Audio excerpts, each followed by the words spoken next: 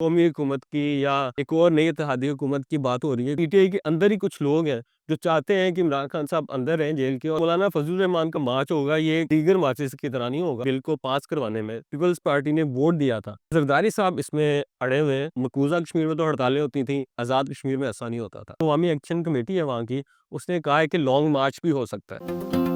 بسم اللہ الرحمن الرحیم، السلام علیکم، میں ہوں فہیم احمد۔ آج بہت اہم خبر دی ہے علیمہ خان صاحبہ نے۔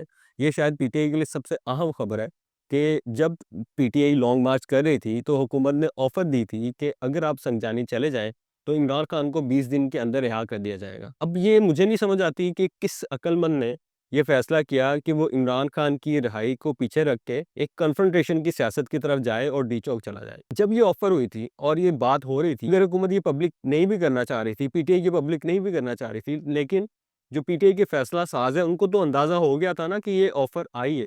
اب یہ کوئی آفر ایسی شخصیت نے نہیں بتائی کہ جس پہ اعتبار نہ کیا جا سکے، کوئی پی ٹی آئی کا ایسا لیڈر ہو جس پہ الزام ہو کہ اس کا اسٹیبلشمنٹ سے تعلق ہے، یا کوئی پی ٹی آئی کا ایسا لیڈر ہو جس کے بارے میں ہو کہ وہ ایک چھوٹے لیول کا لیڈر ہے اور شاید وہ پروموشن کے لیے کوئی اپنی بات کر رہا ہے۔ یہ علیمہ خان نے بات کی ہے جو عمران خان کی بہن ہے، اور ان کی بات کو آپ یقین کر سکتے ہیں جو عمران خان کے حوالے سے کی گئی ہے۔ ظاہر ہے وہ اپنے بھائی کے حوالے سے جھوٹ نہیں بول رہی ہوں گی۔ تو یہ کون وہ عقل مند تھا جس نے یہ فیصلہ نہیں ہونے دیا کہ عمران خان کی رہائی ہو؟ اب مجھے پتا ہے کہ کچھ لوگ یہ کہیں گے کہ جی یہ حکومت تو بلف کھیل رہی تھی اور اس نے چھوڑنا وغیرہ نہیں تھا عمران خان کو، اور صرف وہ جلسہ منسوخ کروانا چاہتی تھی یا لانگ مارچ ملتوی کروانا چاہتی تھی۔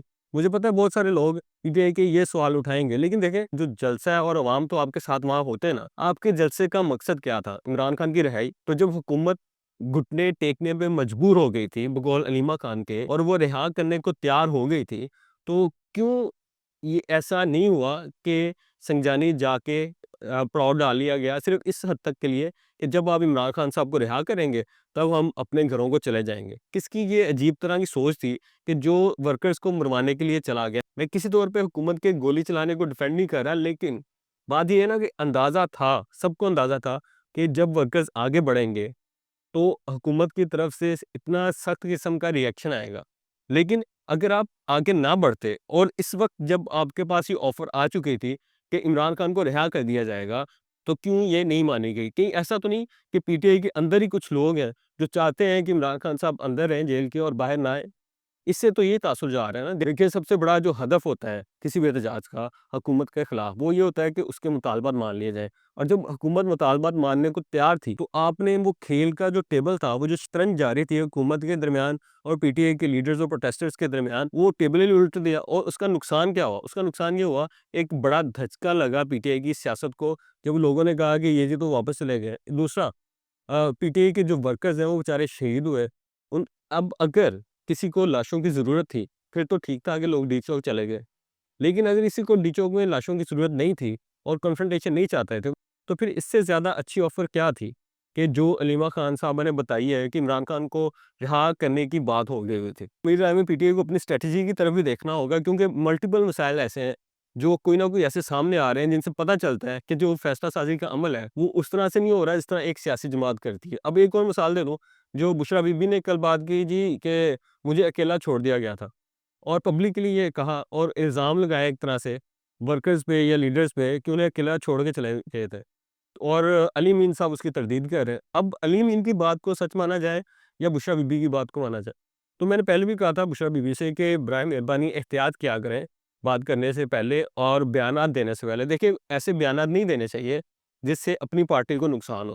اگر آپ کو گلے شکوے تھے تو آپ عمران خان تک پہنچا سکتی تھی، اگر آپ کو گلے شکوے تھے تو آپ پارٹی کی میٹنگز کے اندر کر سکتی تھی، لیکن جب آپ پبلکلی آگے کہتی ہیں کہ مجھے تو اکیلا چھوڑ دیا گیا، تو اس کا امپیکٹ آپ کے ورکرز پہ بھی آتا ہے اور آپ کے لیڈرز پہ بھی آتا ہے، اور پھر علی مین نے اس کی تردید کر دی۔ اب یہ تو ایک لوگوں کے درمیان تماشا بن گیا نا کہ پارٹی کے قائد کی بیوی کچھ اور کہہ رہی ہے اور جو وزیر اعلیٰ ہے ایک صوبے کا وہ کچھ اور کہہ رہا ہے، تو اس حوالے سے بہت زیادہ احتیاط کرنے کی ضرورت ہے۔ اصل میں بات سمجھیں، ابھی تو بہت زیادہ لوگ فوکس نہیں کر رہے آپ پہ، کیونکہ وجہ یہ ہے کہ عمران خان صاحب جیل میں ہیں، تو ایک سمپتھی ہے عوام میں کہ وہ بندہ جیل میں بیٹھ کے قید کاٹ رہا ہے لیکن نظریات کے لیے ڈٹا ہوا ہے، یا پھر لوگوں کو نظر آتا ہے کہ یہ پارٹی زیر تاب ہے۔ ورنہ جس طرح کی بونگیاں، معذرت کے ساتھ میں یہ ورڈ استعمال کر رہا ہوں، جس طرح کی بونگیاں ماری جا رہی ہیں پارٹی کی طرف سے یا پارٹی کے ساتھ جڑے ہوئے جو لوگ ہیں، اس کی وجہ سے عوام میں انتہائی غیر مقبول ہو سکتی تھی پارٹی، اگر دو چیزیں نہ ہوتی، ایک تو زیر تاب ہونے کا تعصب نہ ہوتا، اور دوسرا عمران خان جیل میں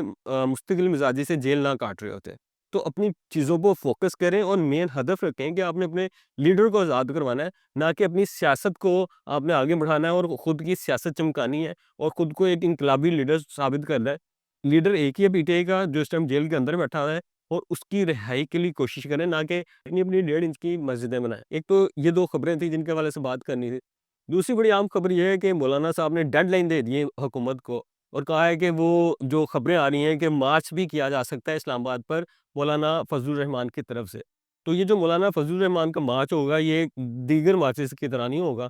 یہ ایسا نہیں ہوگا کہ آپ نے ان کے ورکرز میں تشدد کیا اور وہ چپ کر کے چلے گئے۔ وہ ایک زیادہ منظم طریقے سے مارچ کرتے ہیں، زیادہ بہتر طریقے سے چیزوں کو آرگنائز کرتے ہیں، زیادہ بہتر طریقے سے آگے بڑھتے ہیں۔ اور جو وجہ بتائی گئی ہے حکومت کے درمیان اور جو مولانا فضل الرحمان ہیں ان کے درمیان تنازع کی، وہ ہے مدارس رجسٹریشن بل۔ یہ میں تھوڑا سا اس حوالے سے بتا دوں کہ یہ بل کیا ہے یا یہ قانون کیا ہے۔ بیسیکلی کافی عرصے سے بات ہو رہی تھی کہ جی مدارس کو رجسٹر ہونا چاہیے اور ایک قومی دھارے میں آنا چاہیے تاکہ وہ ایجوکیشنل سسٹم کا حصہ بنے۔ تو یہ ایک بہتر چیز تھی۔ پہلے تو مدارس بہت سارے مان نہیں رہے تھے، لیکن مولانا فضل الرحمان نے یہ ایگری کیا کہ جی مدارس کی رجسٹریشن ہونی چاہیے، ان کا بینک اکاؤنٹ ہونا چاہیے، آڈٹ ہونا چاہیے، باقی جس طرح کے ایجوکیشنل انسٹیٹیوٹس ہیں ان کی چیزیں ہوتی ہیں، اس طرح مدارس کے بھی ہونے چاہیے۔ تو یہ ایک اچھی چیز ہے، لیکن عجیب بات یہ ہے کہ اس میں جو ایگری نہیں کر رہے وہ آصف علی زرداری صاحب نے وہ رپورٹس کے مطابق وہ بل واپس بھجوا دیا ہے، اور وجہ بھی انہوں نے اس میں لکھی ہے کہ یہ بتائی جا رہی ہے کہ کیا وجہ ہے۔ لیکن جو عجیب بات ہے، حیرت انگیز بات ہے کہ اس بل کو پاس کروانے میں پیپلز پارٹی نے ووٹ دیا تھا، ٹھیک ہے، یہ مشترکہ طریقے سے پاس کروایا گیا تھا یہ بل، لیکن اب زرداری صاحب اس میں اڑے ہوئے ہیں، وہ اس کو پاس نہیں کر رہے، انہوں نے واپس بھجوا دیا ہے۔ حکومت کے پاس ایک ہی آپشن ہے کہ دوبارہ مشترکہ اجلاس بلائے اور اس کو منظور کروائے۔ لیکن یہ حیرت انگیز بات یہ ہے کہ جب پیپلز پارٹی ووٹ دے چکی تھی تو پھر زرداری صاحب کیوں اڑے ہوئے ہیں؟ کہیں وہ دور اندیشی سے کچھ ایسا تو نہیں سوچ رہے کہ حکومت کے لیے کوئی ایسے مسائل پیدا ہو جس سے حکومت کے لیے خطرہ بڑھے، اور اگلا جو سیٹ اپ ہے جس کی بات چیت آج کل بہت زیادہ کی جا رہی ہے، قومی حکومت کی یا ایک اور نئی اتحادی حکومت کی بات ہو رہی ہے، کہیں اس طرف تو معاملات کو لے کے نہیں جا رہے۔ دوسری خبر یہ تھی۔ تیسری خبر بڑی افسوسناک خبر یہ ہے کہ جیسے میں نے اپنی پچھلی ویڈیو میں بھی کہا تھا کہ کشمیر پرامن علاقہ تھا، وہاں کے آپ دیکھیں خوبصورتی تو ہے ہی ہے، لیکن وہاں کے لوگ بڑے پرامن تھے۔ مقبوضہ کشمیر میں تو ہڑتالیں ہوتی تھیں، بڑے احتجاج ہوتے تھے، لیکن آزاد کشمیر میں ایسا نہیں ہوتا تھا۔